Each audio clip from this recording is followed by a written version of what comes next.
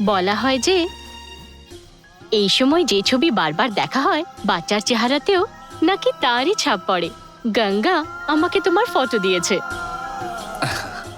আচ্ছা, তুমি আমার ফটো রাখার জায়গায় নিজের একটা ফটো কেন রাখছো না? সবসময় আমাকেই দেখতে থাকবে?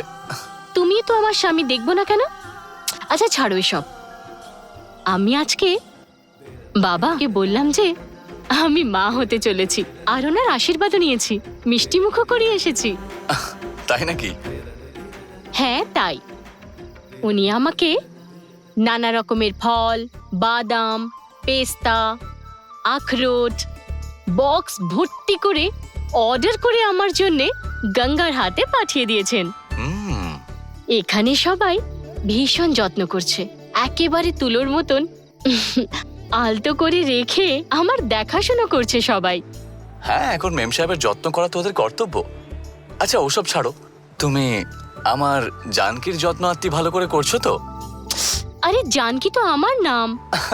তোমার নাম আগে ছিল জানকি, এখন তোমার নাম মেম সাহেব হয়ে গেছে। কারণ তোমার জানকি নামটা তো আমি আমার মেয়েকে দিয়ে দিয়েছি। পৃথিবীতে কি নামের অকাল পড়েছে নাকি যে তুমি আমাদের মেয়ের নামও জানকি রাখতে চলেছ? না, আমার নামটা এত পছন্দ যে মেয়ের নাম জানকিই রাখবে।